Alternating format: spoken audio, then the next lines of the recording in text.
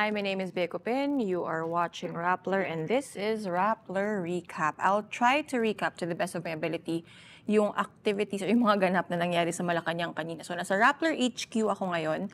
But earlier this afternoon at around 2 p.m., I was in Malacañang at the Presidential Guest House because Executive Secretary Lucas Bersamin made the first of what he is hinting at or is promising to be a series, maybe two, maybe more than two, of announcements regarding the cabinet of President Ferdinand Marcos Jr. So if you recall, today is May 23. It's a Friday. It was just yesterday. First thing in the morning, pagbukas namin ng mga inboxes namin from Malacañang was an announcement from the palace announcing that Marcos had asked all members of his cabinet, heads of agencies, including na rin yung mga opisyal na walang hawak na ehensya pero cabinet or secretary yung rank nila to hand in their courtesy resignations.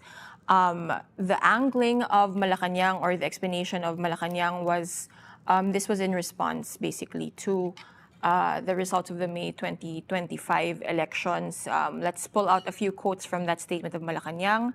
The palace, quoting Marcos, said, "This is not business as usual. The people have spoken and they expect results, not politics, not excuses. We hear them and we will act." The palace itself called it a bold reset for the Marcos administration. So quickly, before we talk about the context, bakit kailangan ng bold reset, anong ibig sabihin ng bold reset na ito, we'll also be asking questions, or rather answering questions from social media.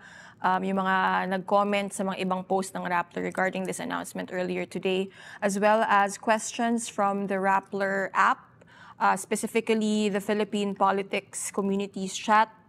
Several people left questions there, not just about the announcements today, but the context and the implications, perhaps, of those announcements. So just quickly, Secretary Bersamin, the Executive Secretary, the little president in Malacañang, made several key announcements. Kumbaga, again, 52, ayon sa kanya, 52 cabinet officials or officials with the secretary na rank tendered or submitted their courtesy resignations to Malacañang following the president's directives yesterday. So the first announcement was that veteran diplomat Foreign Secretary Enrique Manalo, who has been heading the Department of Foreign Affairs since the start of the Marcos administration, day one actually, or to be specific, July 1, 2022, the day after Marcos took his oath. He will be appointed, or he will soon take on a role that he has played before as the Philippines' permanent representative to the United Nations in New York. That post is currently being held by Ambassador Lagdameo, the father of Special Assistant to the President, Anton Lagdameo, a close friend of the President's. He will be retiring beginning August 1, 2025. So, sakto pag-alis ni Ambassador Lagdameo, papalit naman si Secretary Manalo. It's a role very familiar to him. He has been our permanent representative to the United Nations in the past. We'll talk more about that appointment, or rather that assignment to Manalo, and who the next DFA secretary is. So replacing Manalo is an undersecretary in the DFA. Tess Lazaro will be taking over the DFA. Currently, she is undersecretary for bilateral and ASEAN affairs in the Department of Foreign Affairs. Environment Secretary Tony Yulo Loizaga will be replaced by the Energy Secretary Rafael Popolotilla. Loizaga, wala pa siyang clear na position after once Lotilla takes over the DENR, but ang sabi ni ES Bersamin, she will be appointed to a cabinet rank position at a future time. Pero for now, magpahinga daw muna si Secretary or si outgoing Secretary Loizaga. Finally, Bersamin announced that Housing or Human Settlements and Urban Development Secretary Jerry Acuzar will be replaced by an undersecretary of the same department, Jose Ramon Aliling. Meanwhile, Acuzar will be moved as presidential advisor on Pasig River Development. Hindi matandaan ni ES Bersamin kung ano yung full title nun. Basta he will be a presidential advisor related to the development of the Pasig River. So yun yung three major announcements. Sabi ni Bersamin to start the press conference that his resignation was rejected by the president, so he will stay on as ES. In fact, sa start ng press con, parang nagparinig pa siya or he called out what he christened or what he called as disinformation, yung reports claiming that he was on his way out as ES soon. So after those three major announcements concerning the DFA, the DENR, as well as the housing department, and also in a way, pati na rin yung energy department, dahil nga aalis na si Popolotilla and he will be moved to the DNR. The DOE will be headed temporarily or by an OIC officer in charge in former Congresswoman Sharon Garin. She will be taking over sa DOE until the palace finds a permanent replacement for Secretary Lotilla. So, ang sabi ni Bersamin, there will be more announcements forthcoming. Yung timeline na binigay niya sa amin during the press briefing earlier was around after Wednesday next week. Bakit Wednesday? Kasi by that time, babalik na yung Pangulo from attending the Association of Southeast Asian Nations Summit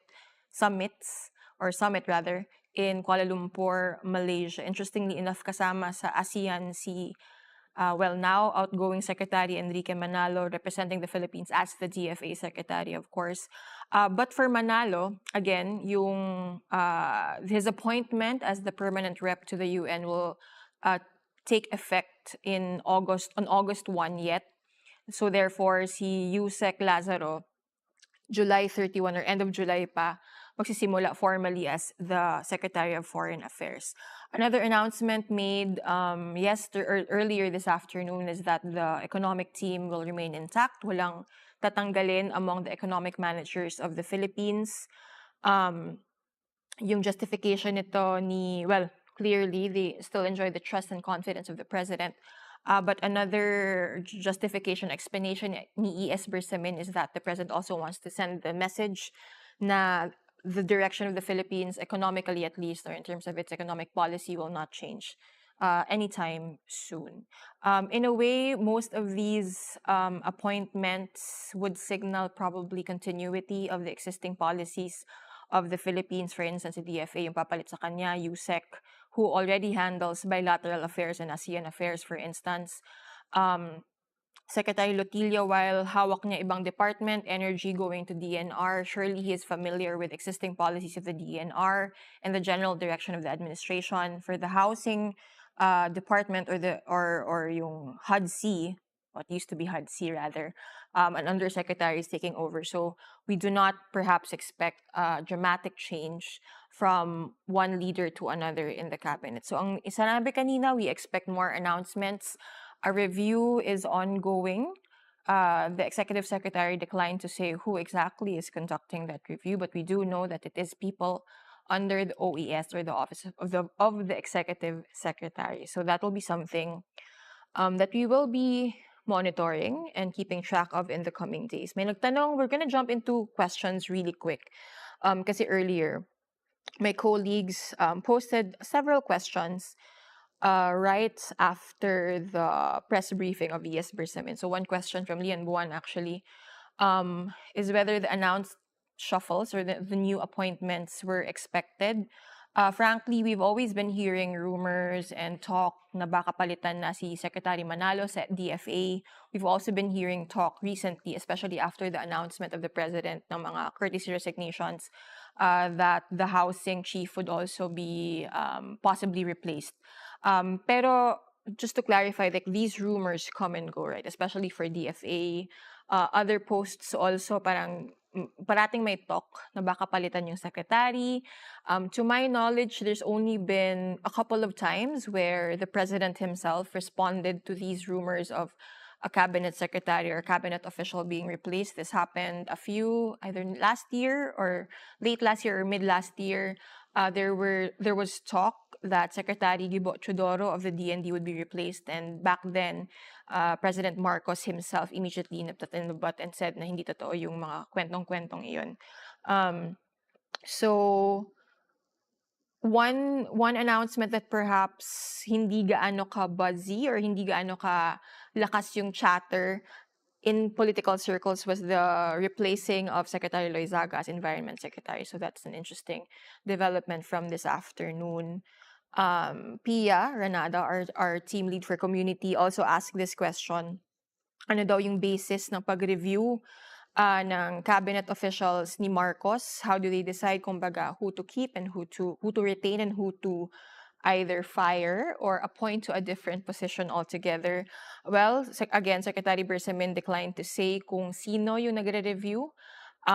Yung parang kumbaga, ano yung justification, they'll review daw depending on what they see on the ground, what they hear from people, yung feedback on that particular cabinet secretary. But I think it's quite telling yung mga tidbits na kwento ni Secretary Bersamin. For instance, kay Secretary Loizaga, although he made a disclaimer that this could be just a perception or whether this is true na parang the frequency of travel seems to be a one pain point among these officials. We had an internal discussion also with editors and reporters. And another thing also that the president seems to value is if a secretary is quite engaged with the media or puts himself or herself out there constantly. So that could also be another factor in deciding who to keep and who to kick upwards or kick sidewards, basta out of his or her current position. Just trying to go through questions here. So yung tanong, kasi the review is, hindi naman siya uulitin, pero the review is ongoing. So this question is from another colleague, Loris Angeles. So do we have an idea kung sino-sinong cabinet officials ang tatanggalin or isa-shuffle ni President Marcos at kung ilan pa kaya? Based on our informal count and talking to sources, parang it can be as little as 3 up to 5, maybe 6 positions that are being considered na papalitan yung head of agency. But again, these are all speculation.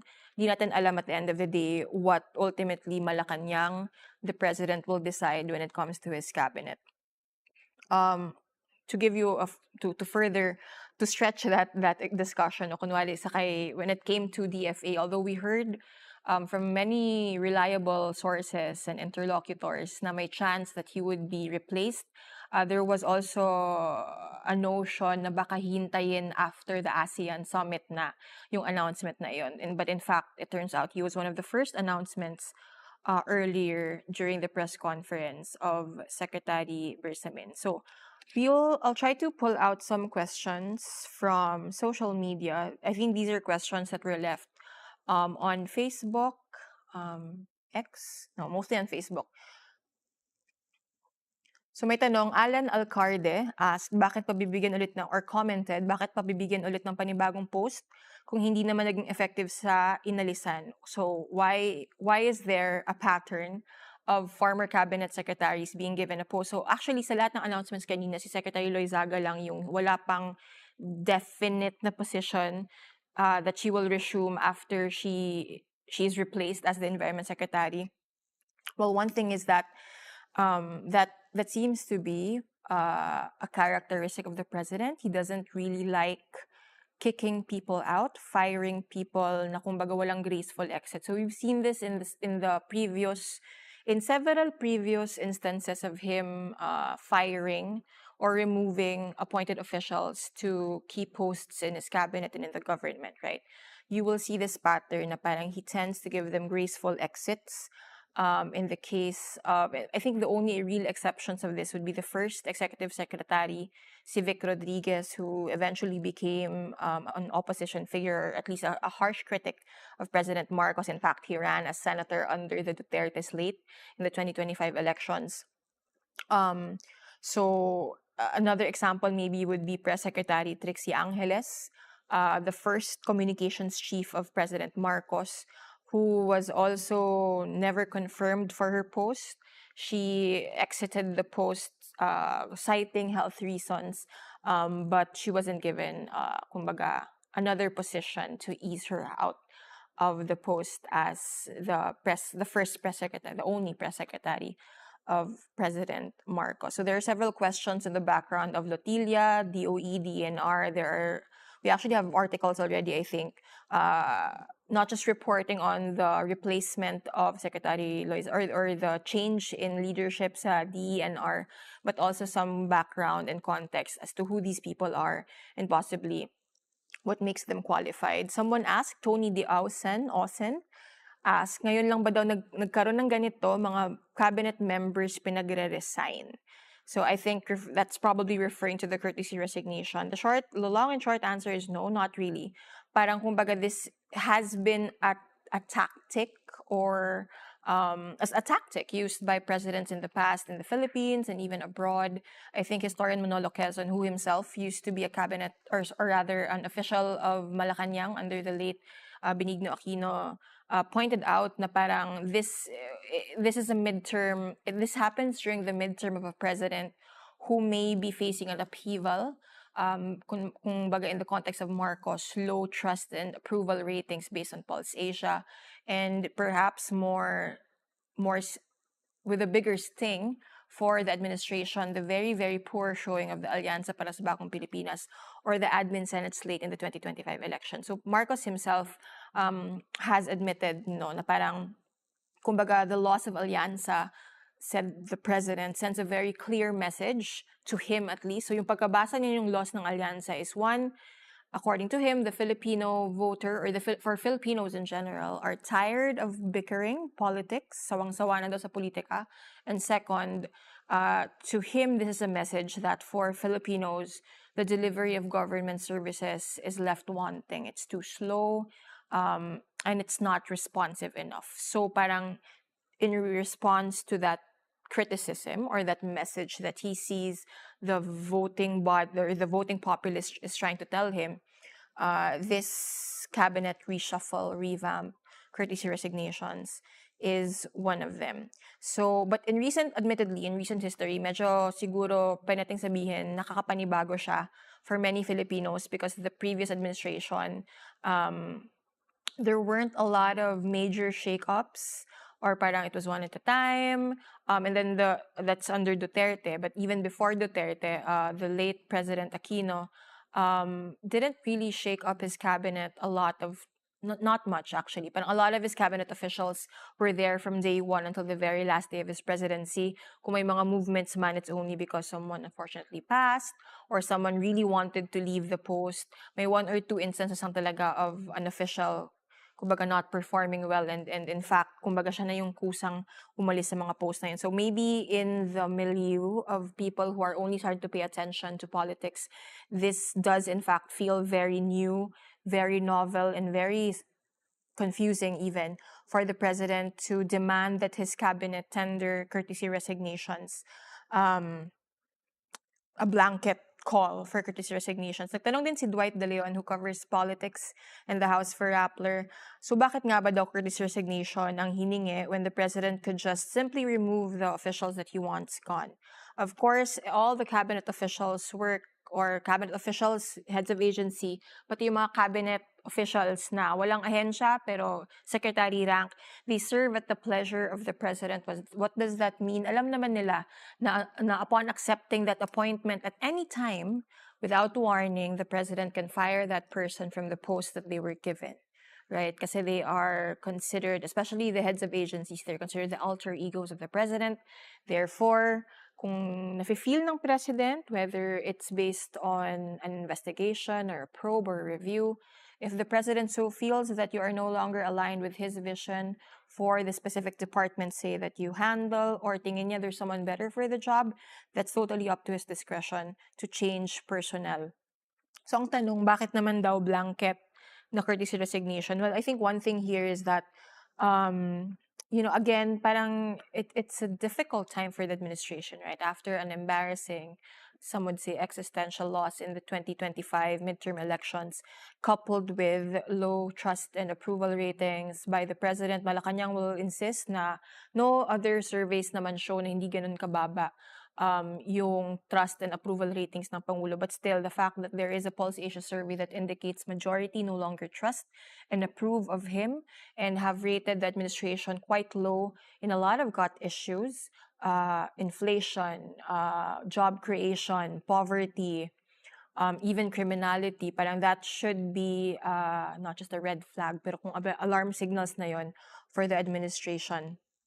So bakit courtesy resignation, again, going back to the personality of the president. He doesn't really like confrontation. He does not like embarrassing people as much as he can, I think. And the Executive Secretary actually said something really, really interesting kasi tinanong din sa kanya yun, bakit nga courtesy resignation pa? Ang sagot niya, it's best that we did it this way so that it would be more honorable for them, referring to the officials of the administration. Hindi kami diktador na wala na, sisipain mo na. So parang hindi sila fan of the unceremonious na pag-kick out ng mga official just because, or even if they find na that official isn't performing the way that they want to for that specific post. Also, meron din siyang message of affirmation kasi actually after announcing that nireject ng Pangulo yung resignation ni Secretary Bersamin, saka in-announce, or Secretary Bersamin announced that the President has also decided to retain the entire economic team. So aside from announcing na ito yung mga tinanggap na resignation, like these are the people who are leaving the cabinet, meron ding pag-affirm na yes, in fact, the President does have trust in these specific officials. I mean, given naman na if they stay in the position, may trust and may confidence pa yung Pangulo. Pero syempre, iba rin yung pag-telegraph na hindi lang sa you're staying there, I'm reaffirming the fact that I want you to stay in that position. So that's the message, I guess, that him announcing that he wants to retain the entire economic team sends out. Other questions? May tanong si Lian ulit na yung pag-retain ba daw ng economic cluster is that his way of standing by a controversial budget, referring to the current budget that the Philippines is running on, that's being questioned now in the Supreme Court. Kung matatanggal ka nga naman ng isa, parang umaamin ka ng may mali sa budget. I can't speculate on whether it's the Supreme Court challenge that is the factor. Pero kung isipin mo nga, nung end of 2024, kumbaga, these are the officials, the economic team, na sila yung, kumbaga, scrambled to try to make sense of the budget because the president was not happy with the budget that Congress submitted to him. Kasi according to him, it did not align with his vision for the Philippines in 2025. So also, parang, I guess that would have been an indication also that the econ team would not be changed. You have to remember din it was just last year, early 2024, when the President Marcos started changing some personnel in the econ team. So kumbaga, it doesn't make sense, or maybe it wouldn't make as much sense for him to reshuffle right away. Lagpas isang taon pa lang naman. Another question from Michelle, another colleague in Rappler. Do you think the Marcos admin will be transparent about each and every decision to retain or replace in public surveys, jobs, and workers' welfare are among the top concerns of Filipinos, again referring to the Pulse Asia surveys. In this shakeup, the decision for who should lead the Labor Department must be one of the most high stakes if the Marcos admin is considering the data. It's a shakeup whether they actually consider the data kasi, I mean, we have long known that medyo mababa yung approval ng Filipinos in how the admin was handling issues like inflation, workers' pay, job creation, and yet that didn't seem to be the main message of the president when he was campaigning for his slate in 2025, right? So no, I do not think transparency will be a priority in the screening of the cabinet officials. One indication is that E.S. Bersamin declined to even name who were part of the team reviewing these, the cabinet, no? So for example, when he talked about the decision to bring Manalo out of DFA and to New York as the PR permanent representative to the United Nations, he didn't really explain bakit kailangan tanggalin si Secretary Manalo. Kumbaga, instead of doing that, he just emphasized how important the role in the UN would be, especially because the Philippines is trying to campaign for a non-permanent seat in the UN Security Council. So yun lang yung emphasis parati ni Secretary Bersamin na parang napaka-importante ng post na ito. This just shows how much and how important this task is to lobby for those votes to get that UN Security Council. So that's an interesting thing. Hindi inexplain fully and completely kung bakit nga ba pinalitan si Secretary Manalo. Maybe a few more questions. Oh, we can end with this. This is also my other beat, the DFA, or Department of Foreign Affairs. Who is Tess Lazaro? Sabi ni Mariluz C. Hueco, Manalo is doing well. Tess Lazaro, again, is an undersecretary of the Department of Foreign Affairs. She is a career diplomat, just like Secretary Manalo. In fact, retired na siya from the service, but she was appointed by Manalo to be the USEC for bilateral and ASEAN affairs. Ang ibig sabihin nun, hawak niya lahat ng bilateral, hawak niya yung mga geographical offices ng DFA. So hawak niya lahat ng, it's under her purview, mga bilateral relationships natin, including that of China. In fact, she's very much familiar with Philippine-Chinese bilateral relations kasi she represents the Philippines during the bilateral consultation mechanism on the South China Sea, or yung meeting between Beijing and Manila regarding issues in the West Philippine Sea. Yung provisional understanding covering Ayungin Shoal in the West Philippine Sea, it was under the supervision of Lazaro. Na-negotiate yun between Beijing. So, I think we have no more questions, and we'll just talk about yung moving forward nito. So again, the president is actually set to leave for Malaysia on Sunday. Secretary Manalo, the outgoing DFA secretary, will be joining him kasi merong foreign ministers meeting before the main meetings ng the retreat and the summit ng ASEAN, with all leaders of ASEAN in attendance. So that's the immediate things that are happening moving forward. Like Bersamin said, anytime though after Wednesday, we might have more announcements regarding possible shakeups in the cabinet of the president. This could mean baka may reshuffling, switching of positions between existing cabinet secretaries. This could also mean totally, in the case of Loizaga, for instance, matatanggal from the government, walang ibibigay na separate position. This could also mean people finding themselves in positions very different from the ones that they once held, right? So from housing to Pasig River rehabilitation and development, for instance. So that's forthcoming in the coming weeks. It'll be interesting to see what else the Marcos administration has in plan. Kumbaga, if you want to really zoom out from what's happening ngayon, yung courtesy resignations, yung shake-up, it's really the admin trying to do a hard reset, kumbaga, after the results of the May 12 elections, trying to reset the message that they're trying to send the public, trying to reset personnel, even though people have rightly pointed out na parang hindi naman totally new, diba? Parang you have undersecretaries going up to secretary, either as OIC or as permanent na bagong kapalit as the head of agency. But at the same time, again, it's part of this is also the message that it's sending, no, na parang may dramatic na change in personnel. There's a question. Oh, there are still questions. I'm so sorry. From Eugene C. What are the chances of the tourism secretary being replaced? We might see that. We'll find out actually next week once the president returns from Malaysia.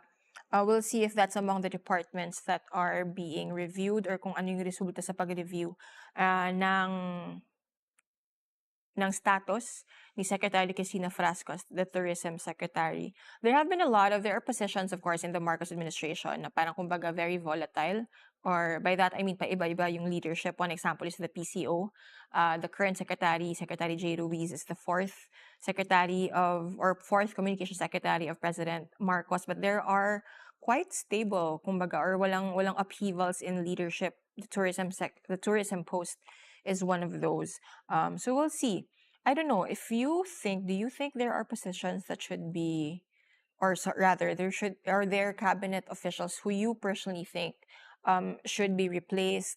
Do you think the president made the right decisions in retaining ES, retaining his economic team, replacing Secretary Manalo, replacing DENR, and also replacing DOE? Indirectly kasi nilipat si DOE to DENR, and finally in replacing the housing secretary of the Philippines. Were those the right decisions? Was he responsive to actually what people want and demand of him in the aftermath of the 2025 election? So leave a comment, not here, leave a comment on the Philippine Politics Chat Room. You can access that by downloading the Rappler app, or you can go to the Rappler website and you'll find somewhere there a way to access the Philippine Politics Chat Room. I'm there. We will be also putting up updates there kung meron mang bagong announcement, kung gustong mag-press con ulit ni Secretary Bersamin. Until then, this has been Bea Cupin. Next week, we'll have a few days of lull. May konting lull dito sa upheavals ng cabinet ni President Marcos because again, he is going to Malaysia rather, to attend the ASEAN summit. But after that, we might just see a new batch of announcements from Executive Secretary Bersamin and from Malacañang regarding the cabinet of President Marcos. Thank you for watching. You have been watching Rappler Recap. This has been Bea Cupin. Please leave us your comments and questions and join the Philippine Politics Chat Room. We're there and you can talk to us there. You can ask us questions there, actually. Thank you for watching. Goodbye.